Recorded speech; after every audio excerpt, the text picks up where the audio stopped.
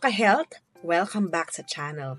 Ngayon, pag-uusapan natin ang isang bagay na nakakaapekto sa marami sa atin kahit hindi natin ito napapansin.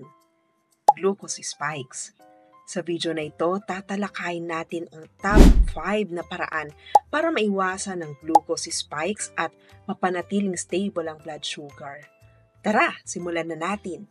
Ang glucose ay isang simpleng uri ng asukal na nagsisilbing pangunahing pinagmumulan ng enerhiya ng mga selula ng katawan mo.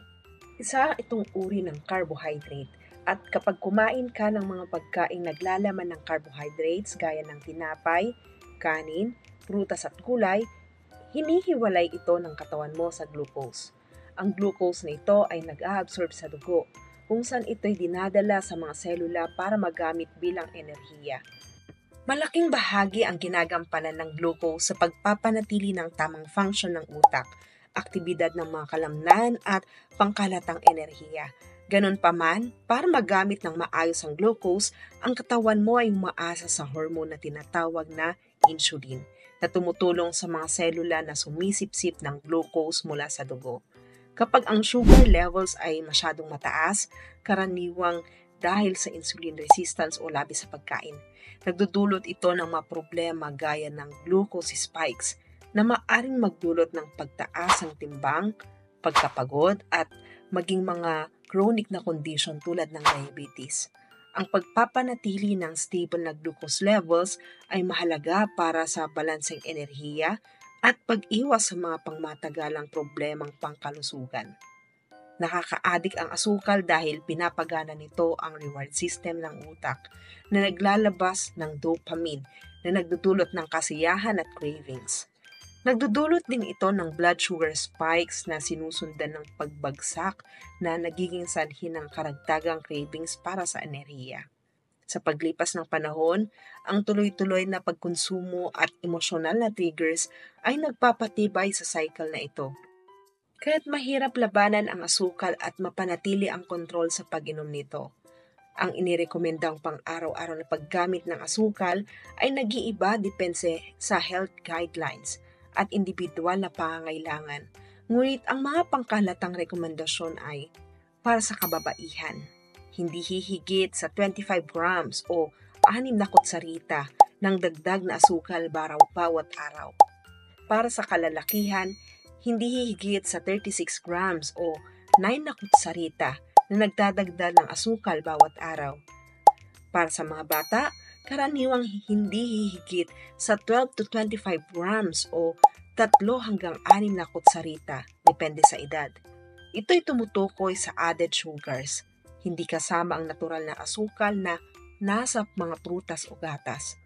Ang anti-spike formula ay isang estratehiya para maiwasan ang pagtaas ng blood sugar at mapanatilang stable ng glucose levels sa buong araw.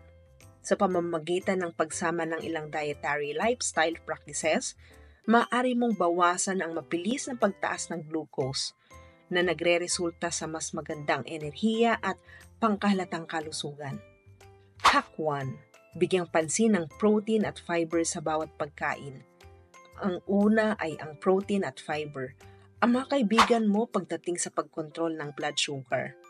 Ang protein ay nakakatulong na pabagalin ang pagsipsip ng asukal at sa bloodstream, habang ang fiber ay nakakaiwas sa mabilis na glucose spikes sa pamamagitan ng pagpapabagal sa digestion. Kapag kumain ka ng mga pagkaing mayaman sa protein at fiber, gaya ng itlog, manok o beans na sinasamahan ng gulay, nagbibigay ka sa katawan mo ng tuloy-tuloy na enerhiya na walang matinding sugar crashes. Tip: laging unahin ang mga pagkaing mayaman sa protein at fiber sa iyong pagkain. Halimbawa, magsimula sa salad o gulay bago ang mga carbs. Makakatulong ito sa malaking pagbawas ng glucose spikes at pinapahaba ang pakiramdam ng busog. Hack 2. Maglakad pagkatapos kumain. Sunod, pag-usapan natin ang kapangyarihan ng paggalaw, lalo na ang paglalakad pagkatapos kumain. Mapapansin mo ang malaking epekto ng simpleng 10 to 15 minutes na paglalakad sa pag-iwas sa glucose spikes. Nakakatulong ang pisikal na aktibidad para masipsip ng mga kalamnan ng glucose. Ibig sabihin, mas kaunti ang nananatili sa bloodstream. Ang paglakad pagkatapos kumain ay game changer dahil tinutulungan nitong gamitin ng katawan ang glucose bilang enerhiya imbes na itago ito bilang taba. Kung hindi ka makalakad, anumang uri ng magaang galaw tulad ng pag-stretching o gawaing bahay ay may kaparehong epekto. Basta kumilos pagkatapos kumain. Hack 3. Magdagdag ng apple cider vinegar sa iyong diet. Ang apple cider vinegar o ACV ay isa pang magandang hack para maiwasan ang glucose spikes. Ang ACV ay nakakatulong na mapabuti ang insulin sensitivity at pinapabagal ang breakdown ng carbohydrate sa sugar na maaaring magpababa ng blood sugar levels pagkatapos kumain. Kumuha lang ng isang kutsara ng apple cider vinegar na hinalo sa isang baso ng tubig bago kumain at makakatulong ito sa pagkontrol ng blood sugar. Kung masyadong mataas ang lasa ng ACV, subukan itong ihalo sa salad dressing o ihalo sa lemon juice para sa isang napaka-preskong inumin. Maliit na pagbabago lang ito, pero malaki ang may tutulong sa kung paano i-handle ng katawan mo ang mga carbs at sugars. Hack 4. Iwasan ang pag-inom ng matatamis na inumin sa walang laman na tiyan. Isa sa mga pinakamasamang kaugalian para sa blood sugar ay ang pag-inom ng matatamis na inumin sa walang lamang tiyan. Kahit ito ay juice, soda o ilang healthy na smoothies, ang mga inuming ito ay mabilis na nagpapataas ng blood sugar na nagiging sanhi ng insulin surge sa huli. Sa halip, laging samahan ng pagkain na may protein at fat ang anumang inumin na naglalaman ng asukal o carbs para mabagal ang pagsipsip ng asukal.